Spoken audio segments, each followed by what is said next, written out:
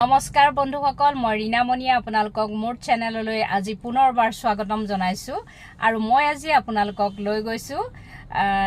Jorhat senior citizen ফোৰামে student সকলৰ মাজত আয়োজন কৰা এটা কসমিক বক্তৃতাৰ প্ৰতিযোগিতালৈ তেন্তে বলকচোন আমি সিনিয়ৰ সিটিজেন ফোৰামৰ হেয়া কসমিক বক্তৃতাৰ অনুষ্ঠানটিলৈ যাওঁ Inaugural speech will be given by Dr. Meenakshi Pathak. Meenakshi Pathak, please. Rupali Jayanti Udjapan Committee Sardhar Sabhapati Pramukhe Sadasya সকল মৰমৰ ছাত্ৰ ছাত্ৰী সকল আৰু দুই এজন অভিভাৱক দেখিছো শিক্ষকো হয়তো আছে সকলকে মই মোৰ ফালৰ পৰা মোৰ ব্যক্তিগত ফালৰ পৰা আৰু ফোৰামৰ ফালৰ পৰা জ্যেষ্ঠ নাগৰিক মঞ্চৰ ফালৰ পৰা আদৰণি জনাবলৈ পাই গৌৰৱ অনুভৱ কৰিছোঁ এই অনুষ্ঠানটো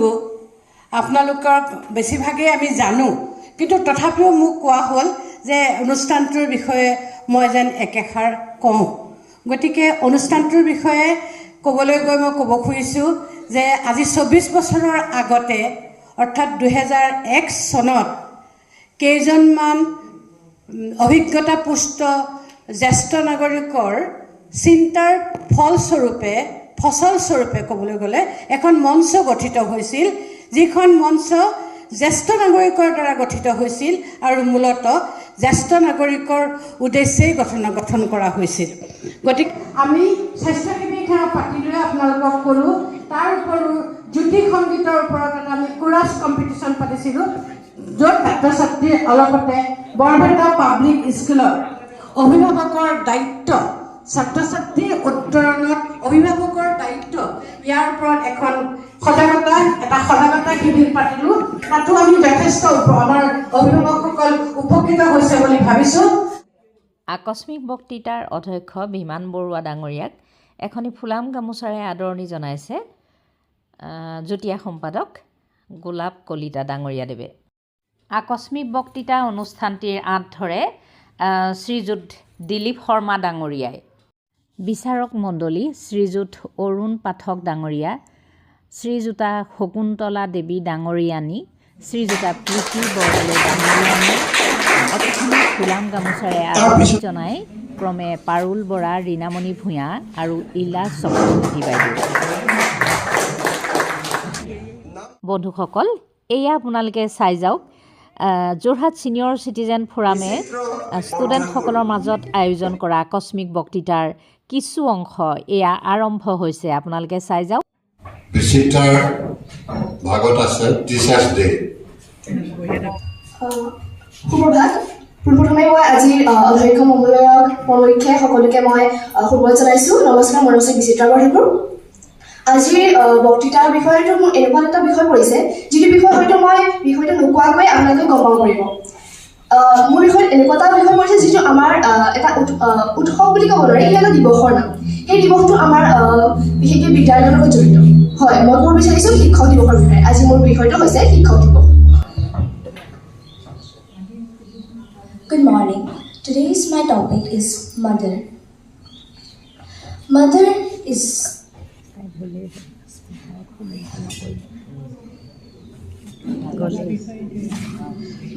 the only person in the world who can understand whatever we say without saying. মহাপুৰুষৰ চানিকিৰে জীৱনৰ আমিও কৰিব পাৰোঁ জীৱন গঢ়ি অভিনয় শেষ হ'লে আয়ুবেলি মাৰি গ'লে থৈ যাব পাৰোঁ খোজ সময় পালে আজি মোৰ ভাগৰ আকস্মিক বক্তৃতাৰ পৰা বিষয়বস্তু এনে এজন মহান পুৰুষৰ বিষয় হয় আজি মোৰ ভাগৰ পৰা বিষয়বস্তু হৈছে ৰূপ কোঁৱৰ প্ৰথমে মই মাননীয় অধ্যক্ষ মহোদয়ক শ্ৰদ্ধা জ্ঞাপন কৰি মাননীয় অধ্যক্ষ মহোদয়ৰ লগতে সুধীবৃন্দক শ্ৰদ্ধা জ্ঞাপন কৰি মোৰ বক্তব্য আৰম্ভ কৰিবলৈ ওলাইছোঁ ৰূপ কোঁৱৰ জ্যোতিপ্ৰসাদ আগৰৱালাদেৱৰ জন্ম হৈছিল 1909 চনৰ 17 জানুৱাৰী তাৰিখে Good evening and a very warm greetings to one and all present here. My name is Harshita Biyani and today I'm going to speak on the topic newspapers. See, from the time we wake up till the time we sleep, we have a lot of informations revolving around us. A lot of information such as the politics, such as a lot of education stuff, and also the food stuff, our economy, our industries, and moreover, a lot of things. So, one thing which gives us information. মোৰ নাম মানস প্ৰদীপ দাস আজিৰ সভাৰ অধ্যক্ষ মহোদয় প্ৰমুখ্য কৰি মঞ্চৰ উপবিষ্ট সন্মানীয় ব্যক্তিসকলক পুৱাৰ সম্ভাষণ জ্ঞাপন কৰিছোঁ আজি আকস্মিক বক্তৃতা প্ৰতিযোগিতাত মোৰ ভাগ্যই এনে এটা বিষয়বস্তু টানি আনিছে হয়তো মই সেই বিষয়বস্তুটোৰ ওপৰত আজি উত্থাপন কৰিবলৈ পাই মই নিজকে গৌৰৱবোধ কৰিছোঁ হয় আজি মোৰ ভাগ্যই টানি আনিছে আমাৰ ভাৰতবৰ্ষৰ জাতিৰ পিতাৰূপে খ্যাত মহাত্মা গান্ধীদেৱ মহোদয়কে প্ৰমুখ্য কৰি উপস্থিত বিশিষ্ট ব্যক্তিসকল মই নৱম শ্ৰেণীৰ ছাত্ৰী শুভলক্ষ্মী বৰুৱা মই আজি এই মঞ্চত এই আকস্মিক বক্তৃতা প্ৰতিযোগিতাত মোৰ ভাগ্যত যিটো বিষয় আহি পৰিছেহি সেই বিষয়ে ক'বলৈ পাই নিজকে গৌৰৱ অনুভৱ কৰিছোঁ আৰু এই বিষয়টো অতিকে সময় উপযোগী বিষয় হয় মোৰ ভাগ্যত পৰিছেহি এগৰাকী অসাধাৰণ মহিলা আমাৰ সকলোৰে বাবে অনুপ্ৰেৰণা সুনিতা উইলিয়ামছ যোৱা কালিৰ কথা 8 দিনলৈ মহাকাশ ভ্ৰমণ কৰিবলৈ গৈ সুদীৰ্ঘ 9 মাহ মহাকাশত থাকি সুনিতা উইলিয়ামছে আহি কালি প্ৰশান্ত মহাসাগৰৰ সমীপত অৱতৰণ কৰিছেহি এয়া কিন্তু সাধাৰণ কথা নহয় আমি প্ৰথমতে তেখেতৰ মানসিক স্থিতিৰ বিষয়েও বুজিব লাগিব সাধাৰণতে লিফ্ট এটাত 2 মিনিট 3 মিনিটৰ কাৰণে আবদ্ধ হ'লে আমাৰ মনৰ অৱস্থা কি ধৰণৰ হয় সেয়া আমাৰ সকলোৰে জ্ঞাত আৰু তেনে স্থলত সুনিতা উইলিয়ামছ আৰু তেওঁৰ সহযোগী মহাকাশচাৰী কেইগৰাকীয়ে 8 দিনৰ বাবে মহাকাশ ভ্ৰমণ কৰিবলৈ গৈ সুদীৰ্ঘ 9 মাহ মহাকাশত আবদ্ধ হৈ আছে তেওঁলোকৰ মানসিক শক্তি আৰু চিন্তাৰ উৎকৰ্ষতাৰ বিষয়ে কিন্তু আমি ইয়াৰ পৰাই গম ল'ব পাৰোঁ সুনিতা উইলিয়ামছ হৈছে ভাৰতৰ গুজৰাটৰ এগৰাকী মহিলা তেখেতৰ নাম আছিল সুনিতা পাণ্ডিয়া তেখেত এগৰাকী মহাকাশচাৰীয়ে নহয় তেখেত আমাৰ বাবে অনুপ্ৰেৰণা বিশেষকৈ সেইসকলৰ বাবে যিসকলে মহাকাশ ভ্ৰমণ কৰিব বিচাৰিছিল আৰু সুনিতা উইলিয়ামছে প্ৰথমগৰাকী মহিলা যিগৰাকীয়ে ইমান সময় মহাকাশত থাকিব পাৰিছে অৰ্থাৎ মহাকাশত বৰ্তি আছে গতিকে যিহেতু সুনিতা উইলিয়ামছ এগৰাকী ভাৰতীয় মহিলা গতিকে ভাৰতীয় হিচাপে মই এই বিষয়ত অতিকে গৌৰৱ অনুভৱ কৰিছোঁ আৰু প্ৰত্যেকগৰাকী মহিলা তথা ছাত্ৰ ছাত্ৰীৰ বাবে সুনিতা উইলিয়ামছ অদম্য সাহস আৰু অনুপ্ৰেৰণাৰ গৰাকী তেখেতে নিজৰ এই অপূৰ্ব কৰ্মদক্ষতাৰে আমাক যিমানখিনি শিকাইছে সেয়া প্ৰত্যেকজন ছাত্ৰ ছাত্ৰীয়ে হৃদয়ংগম কৰা উচিত ছাত্ৰ ছাত্ৰীৰ বাবে তেখেতৰ ব্যক্তিত্ব অধ্যয়ন কৰাটো হয়তো নিতান্তই প্ৰয়োজন হ'ব বৰ্তমান সময়ত সময়ৰ লগত খাপ খোৱাকৈ ক'বলৈ গ'লে সুনিতা উইলিয়ামছৰ বিষয়ে 2-এটা শব্দত ব্যক্ত কৰিব পৰা নাযায় তেখেতৰ জীৱনী বৰ্তমান বিশ্বব্যাপী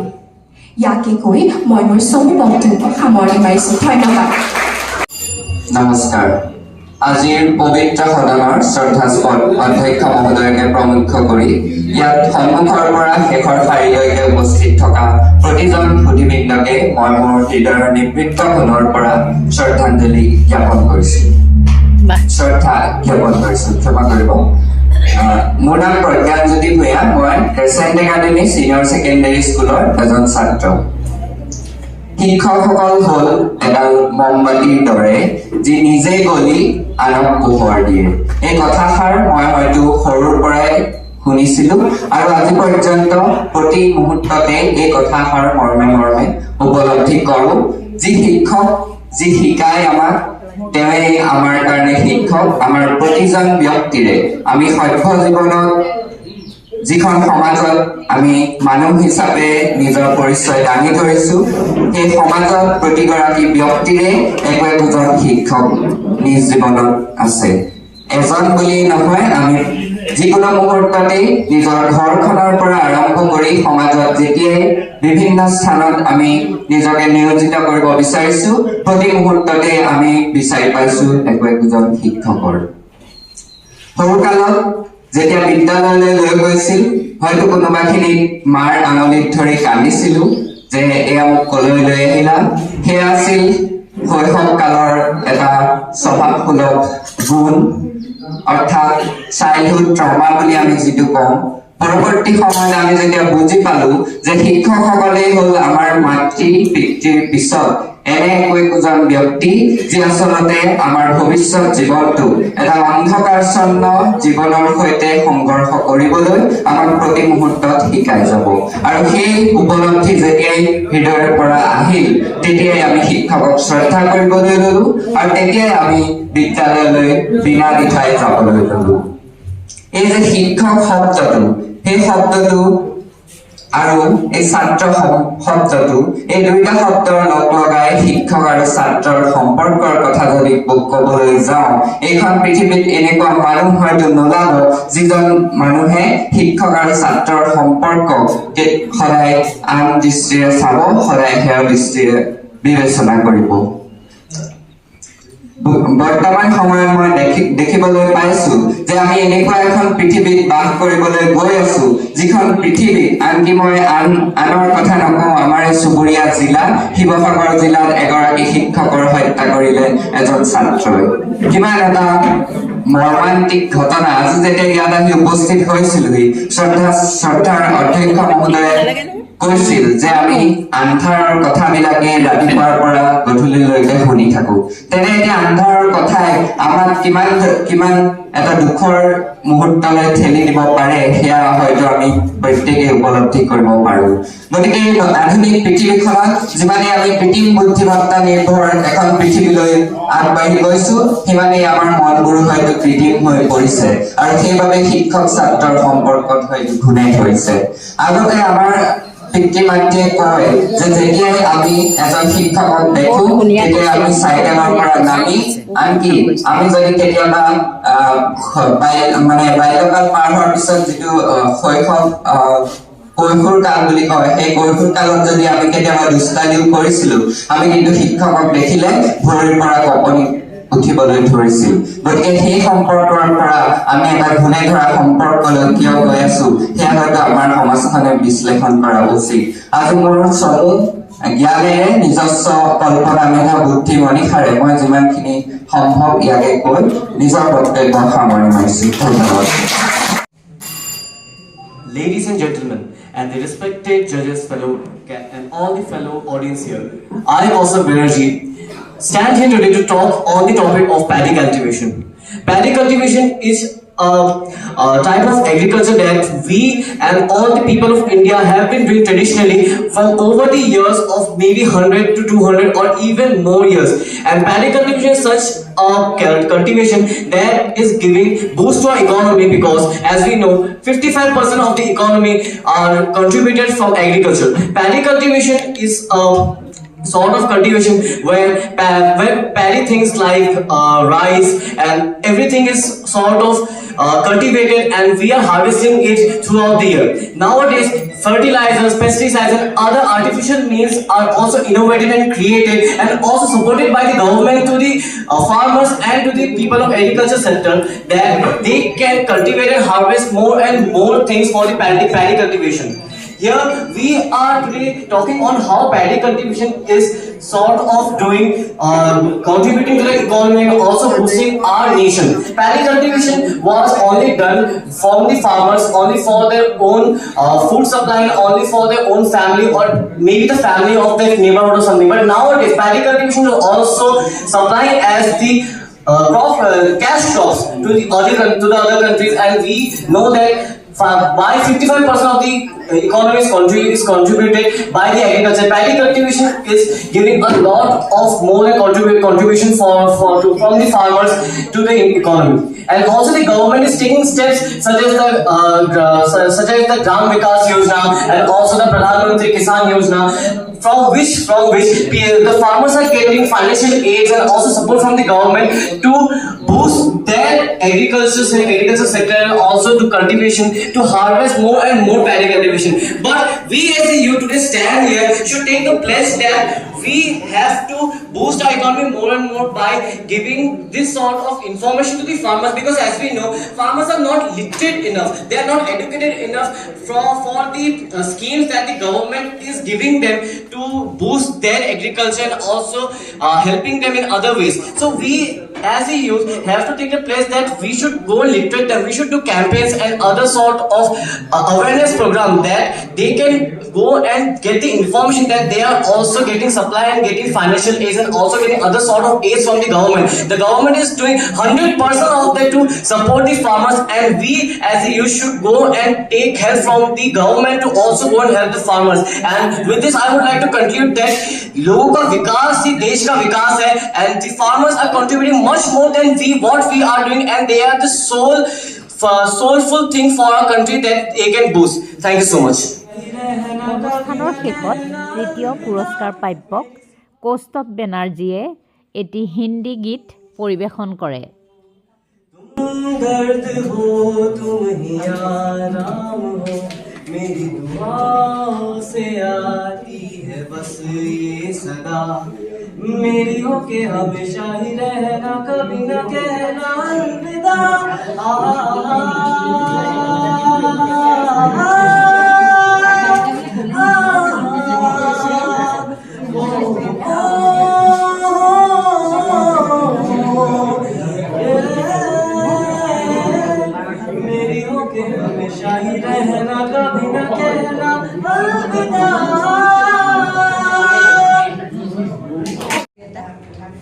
বিচাৰক মহোদয়া, শ্ৰদ্ধাৰ শকুন্তলা দেৱী বাইদেউৰ একাষাৰ জইন কৰিছে, ১৫জনে যোগদান কৰিছে। আচলতে আকস্মিক বক্তৃতাটো হঠাতে তাৰমানে তৎক্ষণাত একো নাজানিব পাৰে, তৎক্ষণাত তাৰমানে কথাটো ক'ব লাগিব, সেইটোৱে আকস্মিক আৰু তাৰ ওপৰত ক'ব লাগিব। যিকোনো লিখোঁ বা কওঁ চবতে তিনিটা বস্তু থাকে, এটা হৈছে আৰম্ভণি, এটা হৈছে শেষটো, আৰু আচলটোৱে হৈছে কি গোটেইকেইটাই মানে দৰকাৰী, গোটেইকেইটাই আচল। মাজত যিটো তাৰ যিটো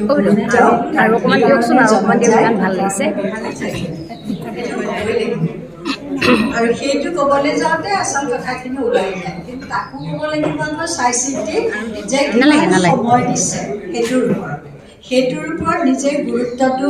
বিচাৰ কৰি ল'ব লাগিব, সেইমতে ক'ব লাগিব। তাৰমানে কেতিয়া জন্ম হৈছে ভালকৈ জানো সেইবুলি এসোপা ক'লেই নহ'ব, আৰু তাৰপিছত তাৰ গুৰুত্ব কিমান, তাৰ সেইবিলাক গোটেইবিলাক মিলি তাৰমানে যিজনে প্ৰতিযোগীজনৰ বাগ্মিতা প্ৰকাশ পায়, ইয়াত তাৰমানে উপস্থিত বুদ্ধি প্ৰকাশ পায়। হঠাতে আমাৰ তাৰমানে মস্তিষ্কই আমাৰ কিমান কাম দিছে, আমি কিমানকৈ বুজাই দিব পাৰিছোঁ কথা আচলতে সেইটোৱে। আৰু বাগ্মিতা দৰকাৰী বস্তু, কিবা এটা পঢ়িলে তাৰ গুৰুত্ব বুজি পাই আমি পিছত আকৌ ভাবিব লাগে পঢ়াটোৰ ওপৰত, তেতিয়া বস্তুটো মনত ৰৈ যায়। সেই তেনেকেই সৰুৰে পৰা অধ্যয়ন আৰম্ভ কৰিব লাগে, আৰু সেইখিনি টিচাৰে স্কুলত শিক্ষকে শিকাই তেনেকৈ আগবাঢ়িব লাগে, তেতিয়া কথাটো মনত ৰৈ যায়। সেইকাৰণে প্ৰথমতে আৰম্ভণিটো জানিব লাগিব, আৰু তেওঁ কিয় ইমান জনাজাত হৈছে, কিয় জানিছোঁ, সেইটো আমি তাৰ গুৰুত্বটো ভালকৈ জানি ল'ব লাগিব। আৰু প্ৰকাশ কৰাৰ ভংগী থাকে, প্ৰকাশ কৰিব লাগিব, তাৰ স্কিলটো যিটো আচল যিটো তেওঁৰ কৌশল,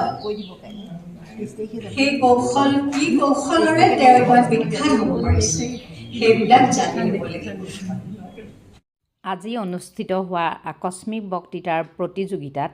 ৩জন ছাত্ৰ ছাত্ৰীক প্ৰথম, দ্বিতীয় আৰু তৃতীয় পুৰস্কাৰ প্ৰাপক হিচাপে ঘোষণা কৰা হয়, আৰু ইয়াৰে প্ৰথম হয় দীপাংকৰ বিদ্যাপীঠৰ শুভলক্ষ্মী বৰুৱা, দ্বিতীয় হয় ক্ৰিচেণ্ট একাডেমীৰ প্ৰজ্ঞানজ্যোতি ভূঞা, আৰু তৃতীয় স্থান লাভ কৰিবলৈ সক্ষম হয় কাৰ্মেল স্কুলৰ কৌস্তভ বেনাৰ্জী। এই তিনিওজন ছাত্ৰ ছাত্ৰীকে ছিনিয়ৰ চিটিজেন ফৰামৰ বিষয়ববীয়াসকলে পুৰস্কাৰ প্ৰদান কৰে আৰু লগে লগে আমাৰ এই ভিডিঅ'টিও আজি ইমানতে অন্ত পৰে আশা কৰিছোঁ এই ভিডিঅ'টিয়ে উঠি অহা প্ৰজন্মক আকস্মিক বক্তৃতাৰ প্ৰতি আগ্ৰহী কৰি তুলিব আৰু ছাত্ৰ ছাত্ৰীসকল এই ভিডিঅ'ৰ যোগেদি যথেষ্ট উপকৃত হ'ব বুলি ভাবিয়েই এই ভিডিঅ'টি আপোনালোকলৈ আগবঢ়ালোঁ তেন্তে